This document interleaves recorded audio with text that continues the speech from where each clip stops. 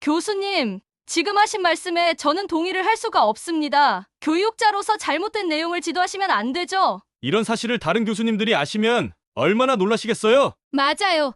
게다가 저렇게 작은 나라가 무슨 수로요? 마법이라도 썼다는 말씀이세요? 교수님, 단단히 홀리셨네요. 여기는 영국의 에든버러 대학교 강의실입니다. 그런데 분위기가 심상치 않네요. 학생들은 강단에 선 교수에게 흥분해서 외치고 있고, 교수는 차분하게 미소만 짓고 있을 뿐입니다. 도대체 무슨 일이 벌어지고 있는 걸까요? 오늘의 사연 시작하겠습니다. 안녕하세요. 저는 줄리아 브린이라고 해요. 영국의 에든버러 대학교에 다니고 있습니다. 오늘도 강의실 안은 학생들의 활기로 가득 차 있었고, 강의실 앞쪽에서 레오 모레티 교수님이 맞이해 주셨어요. 교수님께서는 한국이라는 나라의 이야기를 들려주실 거라고 하셨어요. 그 순간까지 저를 비롯한 많은 학생들은 한국에 대해 별로 생각해 본 적이 없었어요. 저도 마찬가지로 한국이 작고 평범한 나라라고 생각했었어요. 교수님께서 말씀을 시작하실 때 저는 집중해서 귀 기울였어요. 오늘은 여러분의 세계관을 바꿔놓을 이야기를 들려드리려고 해요. 바로 도전과 역경을 이겨내고 창의성과 단결 그리고 강인함으로 성장한 한국의 이야기입니다. 교수님 말씀 한마디 한마디가 마치 아직 밝혀지지 않은 비밀처럼 느껴졌고 제 안에서 호기심의 불꽃이 타오르는 것을 느꼈어요. 교수님께서 계속 말씀을 이어가시자 강의실은 점점 조용해졌어요. 저는 몇몇 친구들이 서로 속삭이거나 의심 어린 눈빛을 주고받는 모습을 보았어요. 그 친구들은 한국이 별로 중요하지 않고 영향력이 없을 것이라고 생각하는 듯 했어요. 하지만 저는 달랐어요. 한국에 대해 많이 알지 못했더라도 저는 모든 나라마다 각자의 특별한 이야기가 있다고 믿었어요. 그래서 저는 열린 마음으로 교수님 말씀 한마디 한마디에 집중하기로 했어요. 교수님 강의는 사진과 동영상 자료, 생생한 묘사들로 가득했어요. 교수님께서는 한국의 풍경, 높은 산과 분주한 도시, 그리고 따뜻한 미소를 지닌 사람들에 대해 설명해 주셨어요. 저는 서울의 분주한 거리를 상상할 수 있었어요. 사람들이 서둘러 걸어가며 서로 인사하는 모습이 눈앞에 선한 것 같았어요. 교수님 말씀 덕분에 제 머릿속에는 선명한 그림이 그려졌고 저는 이미 그곳에 와 있는 듯한 느낌을 받았어요. 한국의 삶과 에너지를 몸소 느끼고 있는 기분이었어요. 그 후 교수님께서는 한국이 겪었던 어려움에 대해 들려주셨어요. 1997년 한국은 IMF 위기라는 아주 힘든 시기를 겪었어요. 당시 한국은 모두가 걱정에 빠져 있었어요. 사람들은 집과 직업, 그리고 미래까지 잃을까봐 두려워했어요. 다른 나라들은 한국이 무너질 것이라고 생각했지만 한국 국민들은 한마음 한뜻으로 뭉쳤어요. 이 사진을 보시겠어요? 사람들은 금을 모으기 시작했어요. 바로 전 세계를 감동시킨 금 모으기 운동이었지요. 국민들이 장롱 속의 금부치를 꺼내 은행으로 가져갔습니다. 전국의 은행마다 금부치를 든 사람들이 줄을 섰어요. 금반지, 금 목걸이가 쏟아져 나왔습니다. 하나같이 귀한 사연이 담겨 있는 소중한 징표들이었어요. 국민들이 나라의 빈 곳간을 자신의 금으로 채우고 있었습니다. 신혼부부는 결혼반지를, 젊은 부부는 아이의 돌반지를, 노부부는 자식들이 사준 효도 반지를 내놓았습니다. 운동선수들은 평생 자랑거리이며 땀의 결정체인 금메달을 내놓았어요. 한국의 김수환 추기경은 추기경 취임 때 받은 십자가를 쾌척했다고 합니다. 그 귀한 것을 어떻게 내놓으시냐고 주위에서 아까워하자 이렇게 말했다고 해요. 예수님은 몸을 버리셨는데 이것은 아무것도 아닙니다. 저는 그 말씀을 듣고 깜짝 놀랐어요. 한국인들은 자신의 보물을 내놓으며 나라를 구하는데 힘을 보탰어요. 얼마나 용감한 행동인지 느껴졌어요. 저라면 소중한 것을 쉽게 내어놓을 수 없었을 것 같아요. 어려운 시기에 사람들이 그렇게 단합하고 용감하게 행동할 수 있다는 것이 믿기 어려웠어요. 저는 교수님의 이야기에 완전히 빠져들었어요. 어떻게 작은 나라가 이렇게 거대한 어려움을 이겨낼 수 있었을까? 그 국민들은 무엇이 그렇게 강한 걸까? 라는 질문들이 제 마음속에서 떠올랐어요. 저는 어쩌면 제가 지금까지 한국을 과소평가했을지도 모른다는 생각이 들었어요. 교수님께서 여러분은 어떤 것이 한 나라를 강하게 만든다고 생각하세요? 라고 물으실 때 저는 잠시 머뭇거리다가 손을 들고 단결과 열심히 노력하는 마음이 그 힘의 원천이라고 생각해요. 라고 말했어요. 제 목소리가 작았지만 그 순간 제 자신이 자랑스러웠고 제 친구들도 고개를 끄덕이며 동의해 주었어요. 강의 내내 저는 주변을 둘러보며 많은 학생들의 표정이 변하는 것을 관찰했어요. 처음에는 의심 섞인 눈빛을 보였던 학생들도 점점 호기심과 존경의 눈빛으로 바뀌어가는 모습이었어요. 교수님께서는 IMF 위기 외에도 한국이 겪었던 다른 어려움에 대해서도 말씀해 주셨어요. 한국은 예전부터 위기 극복에 강했다고 해요. 1907년 일본에 강압적으로 빌린 1,300만 원의 국권을 빼앗길 위기에 처하자 국민이 자발적으로 국채 보상 운동을 벌였다고 합니다. 남녀노소, 빈부 격차 신분 차이와 상관없이 아끼던 패물과 재산으로 나라의 곳간에 채워 넣었습니다. 교수님께서는 한국인에게는 위기의 순간마다 팔을 걷어붙이는 불굴의 DNA가 있다고 하셨습니다. 언제라도 한국은 항상 다시 일어섰다고 하셨어요. 저는 교수님 말씀 하나하나에 귀를 기울이면서 한국이 단순히 작고 평범한 나라가 아니라는 사실을 깨닫게 되었어요. 오히려 한국 국민들이 겪은 어려움 속에서 보여준 용기와 단합이 이 나라를 더욱 특별하게 만든다는 것을 알게 되었어요. 교수님께서는 2020년에 전 세계가 코비드-19라는 위험한 바이러스로 큰 위기를 겪었어요. 많은 나라들이 두려움에 휩싸였고 불확실함이 가득했어요. 라고 말씀해 주셨어요. 그 말씀을 들으면서 저는 가족들이 모두 아파 집에 있고 나만 약과 마스크 그리고 생필품을 구하기 위해 텅 빈 거리를 걷던 모습. 어쩌다 사람을 만나면 서로 마스크를 쓴 채 조심스레 움직이는 모습들이 기억났어요. 그땐 세상이 마치 숨을 죽인 듯한 느낌이 들었어요. 교수님께서는 하지만 한국은 위기에 맞서 놀라운 속도와 단결로 대응했어요. 한국이 드라이브스루 클리닉을 설치해서 사람들이 차 안에서 안전하게 검진을 받을 수 있도록 했다고 설명해 주셨어요. 저는 그 모습을 상상하며 차들이 한 줄로 서서 안전하게 이동하는 모습을 머릿속에 그렸어요. 그 모습은 마치 영화의 한 장면 같았지만 실제로 일어났다는 사실에 감탄했어요. 한국은 스마트 기술을 이용해 마스크와 필수품을 신속하게 전달했다고 합니다. 저는 집에서 주문한 물건이 몇 날 며칠 걸려 도착하는 걸 생각하니 한국에서는 밤에 주문하면 다음 아침에 받을 수 있다는 사실이 믿기 어려웠어요. 그 말씀이 들리자 저는 한국이 사람들을 얼마나 소중하게 여기며 빠른 대응으로 위기를 관리했는지 느낄 수 있었어요. 교수님께서는 한국의 비결은 빨리빨리 정신에 있어요. 라고 하셨어요. 이 말은 단순히 서두르라는 뜻이 아니라 현명하게 빠르게 행동하는 것을 의미해요. 저는 교수님 말씀을 들으며 모든 한국인들이 한마음 한뜻으로 협력하며 어려운 상황에서 서로를 돕는 모습을 생생하게 떠올렸어요. 컴퓨터와 스마트폰, 그리고 팀워크가 마치 하나의 기계처럼 완벽하게 맞물려 작동하는 모습이 제 머릿속에 그려졌어요. 한때 의심 가득한 눈빛을 보이던 친구들도 이제는 큰 호기심과 감탄의 표정을 지으며 교수님의 말씀에 집중하고 있었어요. 저는 그 모습을 보면서 뿌듯한 마음을 느꼈어요. 우리 모두가 한국의 신속하고 단결된 대응 덕분에 큰 위기를 극복할 수 있었다는 사실을 이해하기 시작한 거예요.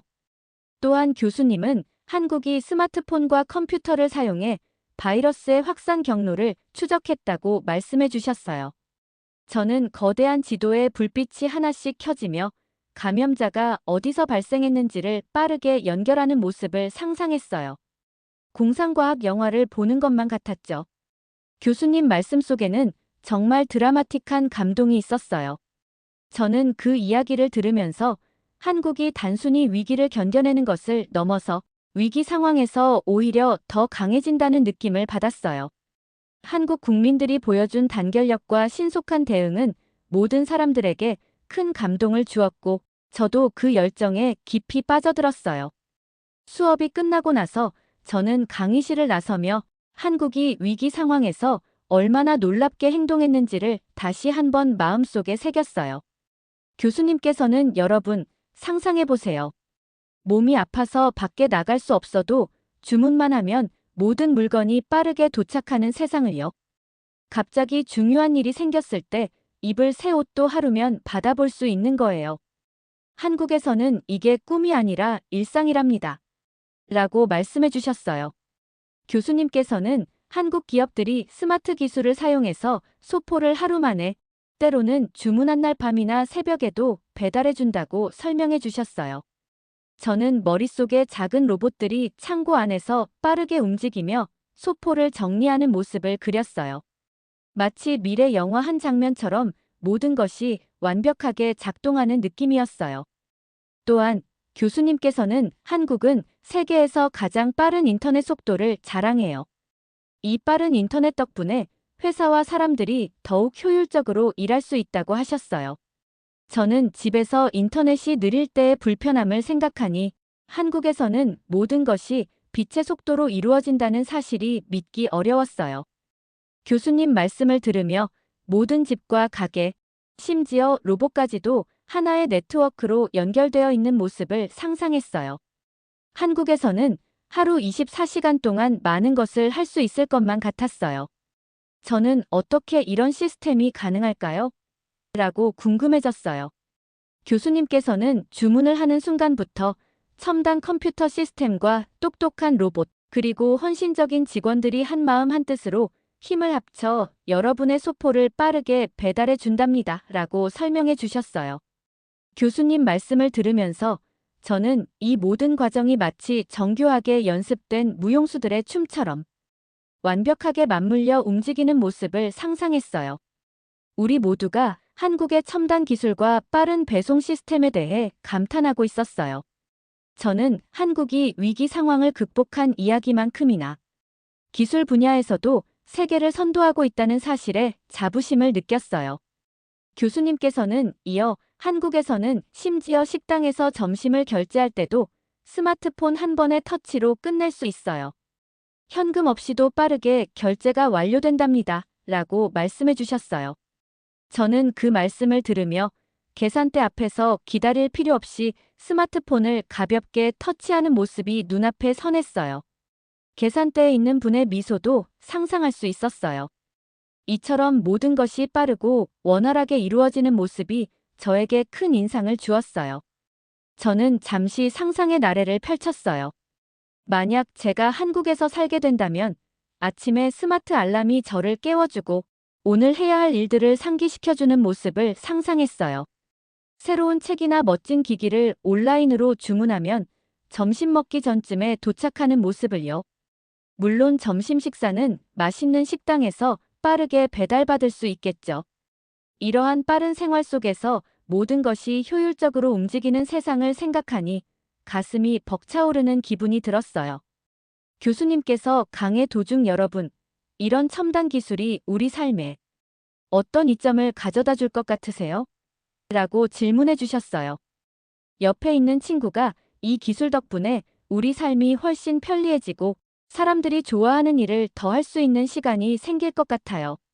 라고 답했어요. 저도 고개를 끄덕이며 그 말에 동의했습니다. 교수님께서는 미소를 지으시며 문화는 한 나라의 영혼이에요. 오늘은 한국의 예술, 음악, 음식, 그리고 전통의 마법에 대해 들려드리려고 해요. 라고 말씀해 주셨어요. 그 순간 저는 마치 다채로운 색과 창의력으로 가득 찬 세상에 발을 들여놓는 기분이 들었어요. 먼저 교수님께서는 K-파프에 대해 이야기해 주셨어요. 젊은이들이 모여 에너지가 넘치는 노래와 춤을 선보이는 모습을 상상해 보세요. 저는 눈을 꼭 감고 반짝이는 조명 아래서 열정적으로 춤추는 무대를 머릿속에 그려보았어요. 경쾌한 멜로디와 완벽하게 맞춰진 댄스 동작이 제 마음을 따뜻하게 해주었고, 저는 마치 제 귀에 경쾌한 음악 소리가 울려 퍼지는 듯한 느낌을 받았어요. 전에 핸드폰으로 짧은 K-팝 공연 영상을 본 기억이 있었는데, 그때와는 다른 깊은 감동을 느낄 수 있었어요.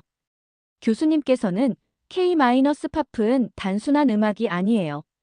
사람들을 하나로 모으고 꿈을 불러일으키며 젊은이들이 창의적이고 강하다는 것을 전 세계에 보여준답니다. 라고 말씀해 주셨어요. 저는 음악이 여러 문화를 잇는 다리 역할을 할 수 있다는 사실에 큰 감동을 받았어요.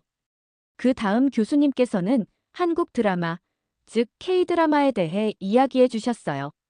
교수님께서는 K-드라마가 가족, 우정, 사랑에 관한 깊고 의미 있는 이야기를 전해준다고 하셨어요. 그때 저는 이 드라마들이 단순한 오락이 아니라 인생과 회복력에 대한 소중한 교훈을 담고 있다는 것을 깨달았어요. 그러고 나서 음식 이야기가 나왔어요. 교수님께서 김치, 비빔밥, 불고기 같은 맛있는 한식 요리에 대해 말씀해 주실 때 제 배가 꼬르륵거렸어요. 교수님께서는 각 요리의 생생한 색감에 대해, 예를 들면 선명한 빨간 김치, 여러 가지 야채가 어우러진 비빔밥, 그리고 그릴 위에서 지글지글 익어가는 불고기의 소리를 영상으로 보여주셨지요. 저는 상상 속에서 향긋한 향신료 냄새와 맛있는 맛이 퍼지는 것을 느낄 수 있었어요. 한식은 생동감과 맛으로 가득 차 있어요. 바로 한국 사람들처럼요. 라고 교수님께서 말씀해 주셨을 때 저는 친구들과 가족과 함께 따뜻하게 식사를 나누는 모습이 머릿속에 그려졌어요. 또한 교수님께서는 전통 한국 축제와 예술에 대해서도 말씀해 주셨어요. 아름다운 한복, 전통 의상, 그리고 우아한 전통 춤에 대한 이야기를 들려주셨어요. 저는 밝고 흐르는 한복을 입은 사람들이 맑은 하늘 아래에서 축제를 즐기며 미소 짓고 춤추는 모습을 상상했어요. 교수님께서는 이러한 전통들이 여러 세대를 거쳐 전해 내려오며 한국의 정체성을 이루는 중요한 부분이라고 설명해 주셨어요. 저는 문화가 과거와 현재를 연결해주는 실 같은 것이라는 것을 이해하게 되었고, 그로 인해 모든 세대가 자부심을 느낄 수 있다는 사실을 깨달았어요. 이런 이야기를 듣는 동안 저는 강의실을 둘러보았어요. 제 친구들 모두가 저처럼 한국 문화의 매력에 푹 빠져 있었어요. 어떤 친구들은 두 눈을 반짝이며 집중해 계셨고, 다른 친구들은 좋아하는 K-팝 노래나 K-드라마 장면에 대해 속삭이며 이야기했어요. 마치 우리 모두가 함께 비밀의 보물을 발견한 것처럼 느껴졌어요. 그 보물은 예술, 감정, 그리고 역사가 가득한 것이었어요. 교수님께서 여러분은 한국 문화에서 가장 특별한 부분이 무엇이라고 생각하세요? 라고 물으셨을 때 저는 조금 떨리는 목소리로 손을 들고, 저는 한국 문화가 사람들을 하나로 모은다는 점이 가장 특별한 것 같아요. 음악, 음식, 전통 모두가 빠르게 변하는 세상 속에서도 사랑과 창의력, 그리고 단결의 자리가 있다는 것을 보여주니까요. 라고 말씀드렸어요. 그 순간 강의실은 잠시 조용해졌고, 곧 모두가 고개를 끄덕이며 미소를 지으셨어요. 마치 우리 모두가 중요한 무언가에 동의한 듯한 느낌이 들었어요. 교수님 말씀을 들으면서 저는 문화가 단순히 전통이나 오락이 아니라 한 나라의 영혼임을 다시 한번 깨달았어요. 한국은 현대의 에너지와 깊은 전통이 어우러져 독특한 이야기를 들려주었어요. 저는 전 세계 사람들에게 영감을 주는 음악, 예술, 음식이 있는 나라에 대해 배우게 되어 무척 자랑스러웠어요. 강의가 끝날 무렵 제 머릿속은 활기찬 콘서트, 마음을 따뜻하게 해주는 드라마, 그리고 맛있는 식사 장면들로 가득 찼어요. 저는 한국 문화가 결코 과소평가할 수 없는 강력한 힘이라고 느꼈어요. 오히려 한국 문화는 기쁨, 단결, 그리고 모든 사람에게 소속감을 주는 강력한 힘임을 깨달았어요. 여러분, 혹시 좋은 노래나 아름다운 이야기가 주는 마법을 느껴보신 적 있으신가요? 저는 그런 마법을 정말 느꼈고, 이제 한국 문화가 세계에 자신의 따뜻한 마음을 보여주는 가장 강력한 방법 중 하나라는 것을 확신하게 되었어요. 교수님께서 강의를 마무리하시며 제 심장이 두근거릴 정도로 감동적인 말씀을 해주셨어요. 교수님께서는 모든 나라는 저마다의 이야기를 가지고 있어요. 오늘 여러분은 한국이 어려움을 기회로 바꾸는 모습을 보셨답니다. 이제 우리도 그로부터 배울 점이 무엇인지 생각해 보세요. 라고 말씀하셨죠. 그 말씀을 들으면서 저는 설렘과 함께 책임감도 느꼈어요. 제가 한국에 대해 배운 것은 단순한 역사나 기술 이야기가 아니라 용기, 단결, 그리고 창의력에 관한 귀중한 교훈이었어요. 한국 사람들이 어려운 시기에 한마음 한뜻으로 모여 빠른 행동과 똑똑한 아이디어로 문제를 해결한 모습을 기억했어요. 또 생활을 더 편리하게 만들어주는 놀라운 기술과 사람들에게 기쁨과 연결감을 주는 마법 같은 문화를 생각했어요. 제 머릿속에서는 마치 한 편의 영화처럼 결심과 희망이 가득한 장면들이 연달아 펼쳐졌어요. 그러면서 저는 제 삶 속에서 이와 같은 정신을 어떻게 실천할 수 있을지 고민하게 되었어요. 저녁에는 친구들과 한국 식당에 갔어요. 수업 때부터 궁금했고 먹고 싶었던 불고기와 비빔밥을 먹으며 오늘 강의에서 들은 한국의 놀라운 역사와 발전에 대해서도 나누었죠. 친구 마테오가 작은 나라가 이렇게 큰 마음과 똑똑한 아이디어를 가질 수 있다니 정말 몰랐어라고 말했고, 저는 고개를 끄덕이며 그건 크기가 아니라 함께 노력하고 크게 꿈꾸려는 의지에서 나오는 게 아닐까? 라고 덧붙였어요. 우리 모두는 한국이 세상을 바라보는 시각을 바꾸어 놓았다고 생각했어요. 한때 한국을 무시했던 우리도 이제는 감동을 받고 영감을 받게 되었어요. 지금 어려운 시기를 겪고 계신 분들이 있으실 거예요. 하지만 잊지 마세요. 한국인은 불가능을 이겨내는 강인한 정신과 혁신의 DNA를 지니고 있으니까요. 지금 이 순간에도 각자의 자리에서 최선을 다해 살아가고 계신 여러분은 이미 대단한 존재이며 자랑스럽습니다. 멀리서 저도 대한민국을 응원합니다. 저의 이야기를 들어주셔서 감사합니다. 오늘도 행복하시고 감동 가득한 하루 되세요.